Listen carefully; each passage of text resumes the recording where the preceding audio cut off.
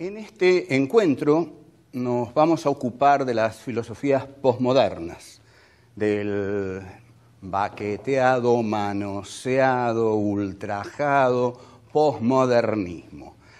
Cualquiera cree saber qué es el posmodernismo, cualquiera le dice a uno mi película es posmoderna, yo respondo una estética posmoderna, mi teatro es posmoderno, mi actuación es posmoderna, en esa galería exhibo mis cuadros posmodernos. Bueno, tienen suerte. Aquí les vamos a explicar qué es lo posmoderno. La posmodernidad no tiene un punto de inicio. En principio, analicemos la palabra. La palabra acude a el prefijo post, o sea que la posmodernidad es algo que viene después de la modernidad.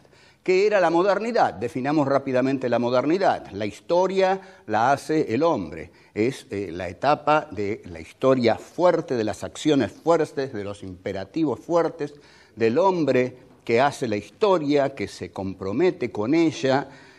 Y cuando decimos de los imperativos fuertes, estamos hablando en serio de los imperativos fuertes. Por ejemplo, llevados al campo de América Latina e incluso de la Argentina, un imperativo fuerte sería la patria dejará de ser colonia, o la bandera flameará sobre sus ruinas, o Perón o muerte, o patria o muerte. Ese es un imperativo fuerte.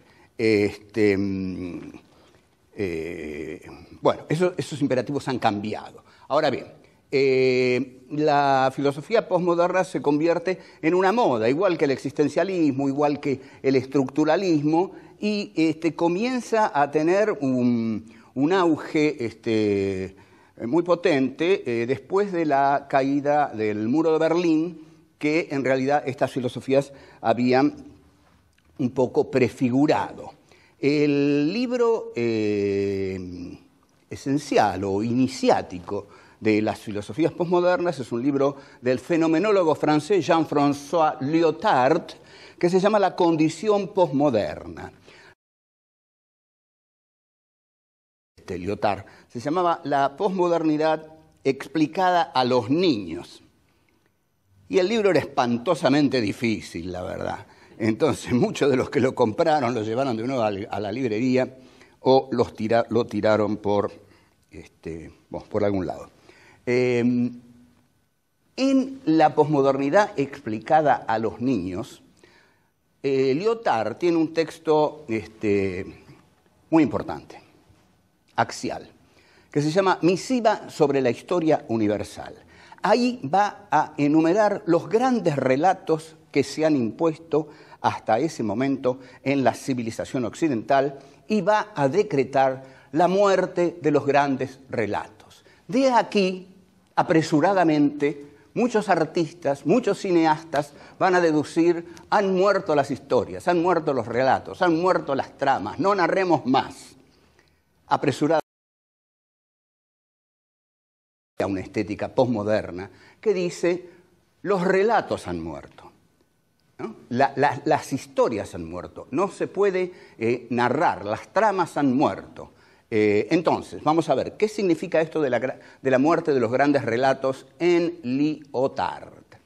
Lyotard dice que hay 4 grandes relatos. El relato cristiano, que es el relato en el cual Dios manda a su Hijo a sufrir y a morir por la redención de los hombres. Esa muerte genera la promesa divina. La promesa divina expresa la promesa justamente de que todos los hombres se encontrarán en el reino de los cielos y habrá entonces un espacio de plenitud. Este espacio de plenitud lo prometen todos los grandes relatos. Segundo gran relato es lo que Lyotard va a llamar el relato marxista, que es un relato que Lyotard tiene mucho interés en hacer picadillo. Vamos a ver si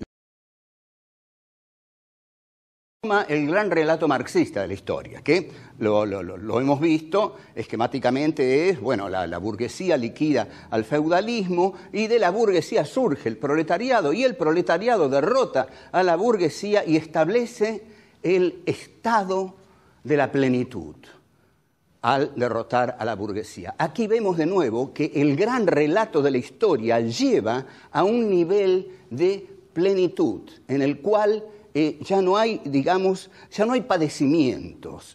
Es una promesa el gran relato, es una promesa acerca de un destino inexorable de la humanidad, de llegar a determinado momento en que ya no va a haber injusticias ni padecimientos. El otro gran relato que analiza Jean-François Lyotard es el relato del iluminismo, es el relato de las luces.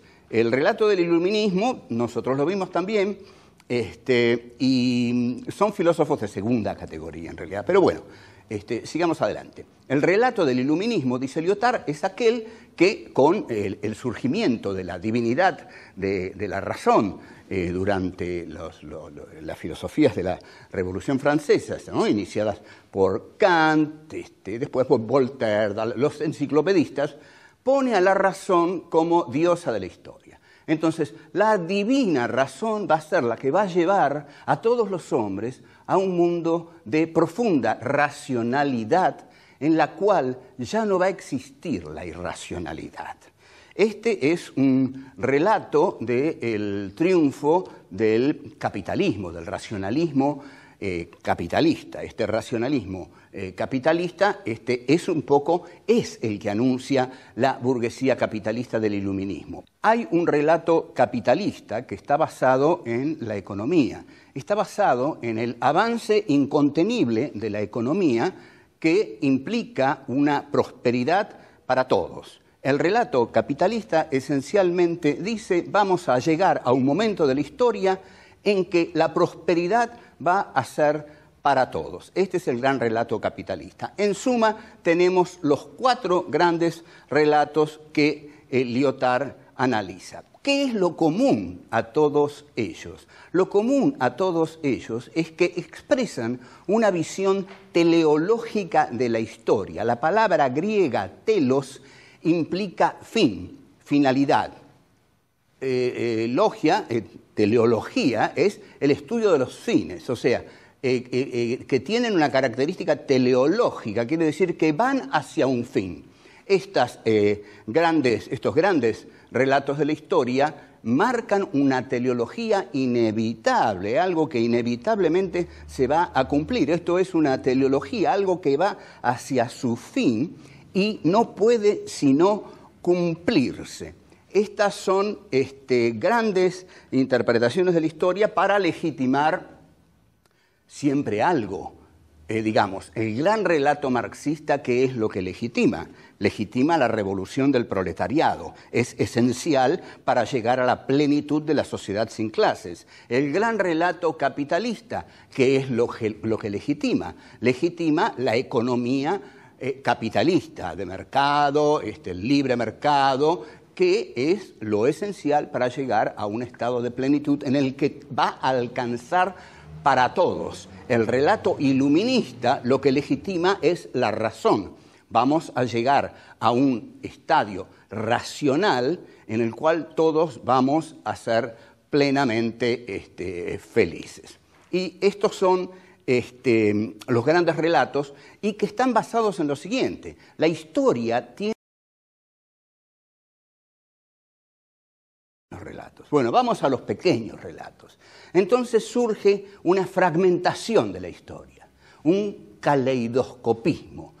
Y a esto Gianni Vattimo, un filósofo italiano que hace poco estuvo en la Argentina y que viene con cierta habitualidad a hablar de distintos temas filosóficos y de algunos temas personales que a mí por lo menos me importan un pito. Pero bueno, a él le gusta mucho hablar de eso. Prefiero que hable de temas filosóficos. Pero bueno, Gianni Vattimo va a proponer una filosofía del dialecto. Como es un buen italiano, Italia, que es una hermosísima tierra, está caracterizada por una serie de pueblos y en los distintos pueblos hablan distintos dialectos. Entonces, lo que dice Vattimo, la historia es como el dialecto. Son distintos dialectos que tienen que comunicarse entre sí, pero no hay, aquí está la cosa, no hay un gran dialecto, como había en el gran relato. No hay un gran relato, hay dialectos, hay montones de dialectos que establecen comunicación. A veces se entienden, a veces no se entienden, pero bueno, esa especie de fragmentación, de caleidoscopismo, de multiplicidad dionisíaca es la historia, porque la historia, para los posmodernos, como para Foucault y para Nietzsche, es una multiplicidad de hechos. No es una historia única que se desarrolla dialécticamente como en Hegel y en Marx. Es una multiplicidad de hechos que cada uno tiene su centro en sí. Esto es muy importante y es muy valioso, porque todo esto va a dar lugar al multiculturalismo, al respeto por los géneros diversos, al respeto por las etnias diversas, al respeto por todas las minorías sexuales, las minorías raciales. Es porque está expresando la democracia liberal de mercado. No es casual que estos filósofos surjan y tengan un éxito poderosísimo luego de la caída del muro de Berlín y también antes, como preanunciando el triunfo del neoliberalismo. Nosotros tenemos que el mercado es una pluralidad de intentos dentro del campo económico del mercado. El mercado se ordena a sí mismo y la democracia es la pluralidad por excelencia en la cual todos los sujetos políticos de la democracia valen lo mismo y deben ser todos tratados con el mismo valor. Todo esto, como vemos, es un amplio movimiento que tiene que ver con la economía, con la historia, con el feminismo, con el respeto a los modos de sexualidad diferenciadas y con el multiculturalismo, que en este momento reina en las academias norteamericanas. Nosotros ya volvemos.